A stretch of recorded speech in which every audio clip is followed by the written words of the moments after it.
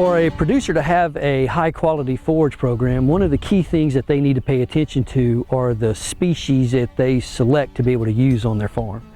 And you know, one of the things that's great about being in Tennessee is we can grow any number of forage species. But really we need to be very careful about selecting the appropriate species and the ones that mix together so that we can actually have long production seasons as well as relatively high yields. Every producer needs to be thinking about trying to mix grasses and legumes together, because grasses tends to be where we get the higher yields as well as slightly longer production seasons, whereas the legumes have slightly higher protein and energy contents as well as put nitrogen back into the soil. So grass legume combos are perfect for forage production systems. Now what we want to do in this video is just give you a few examples of some mixtures that we have used in some of our research programs and talk about kind of some of the pros and cons of each one of these mixtures. The first mixture that we have had success with is a perennial mixture of orchard grass, tall fescue, red clover, white clover, and alfalfa. Here you can see the seeding rates that we recommend for this mixture. A couple of things to pay attention to when you're using this mix is that if you're going to use tall fescue, you need to avoid using Kentucky 31 infected tall fescue. You probably need to use an endophyte free variety or one of the novel endophyte tall fescues. The good thing about this mix is that it's got a long production season. So you've got the orchard grass, fescue, and the clovers that give you good production starting kind of in the mid-March period. They do well on into the summer. The alfalfa picks up and grows well in that late spring and summertime. And then the orchard grass and fescue will then begin to be productive starting in the September to October period. So it's a mix that has a long production season. One thing to really pay attention to before planting this is to get your broadleaf weeds under control. Since this is a grass legume mix, you're pretty limited as far as what you can do from herbicides, so it's much easier to control weeds ahead of planting and then take advantage of the production season.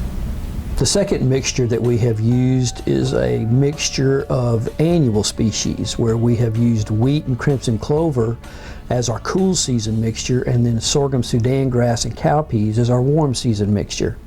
So in terms of using this, you have to actually plant twice a year, in the late spring to early summer for the sorghum, Sudan grass, and cowpea, and then again in the fall for the wheat and crimson clover. So this is a system and some mixtures that actually have provided the highest yields for us, but the drawback for this is that you do have to plant twice a year, so there's more establishment expenses, but you can get extremely high yields using this mixture. The third mixture that we have used is a combination of annual ryegrass, red clover, and crabgrass. So the annual ryegrass and crabgrass are annuals, and so normally we think we have to seed those every year, and then the red clover is a biennial, meaning it lasts for 2 years. But it's possible to be able to use this mixture and manage it in such a way so that you allow each one of these species to produce seed, because they're all relatively good seed producers.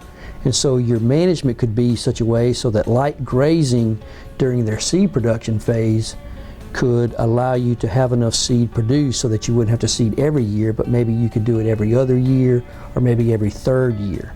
And using this mixture allows you to have fall and spring production off the ryegrass, spring production from red clover on into the early summer, and then crabgrass begins to come up during that summertime. And so you have an annual type mixture that can be treated almost like a perennial.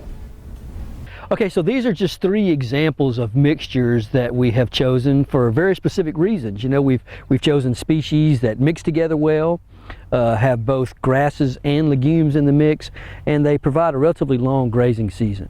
So we're not trying to say these are the only 3 mixtures that can be used. So whether you use one of these mixtures or you choose some other mixture, always keep in mind that you want a mix of grasses and legumes, and you want to choose species that give you a relatively long grazing season. We hope that you found the information in this video useful. If you have any other forage or beef information that you need, make sure you go to our website, which is utbeef.com, and you can also follow us on Facebook, which is just the UT Beef and Forage Center.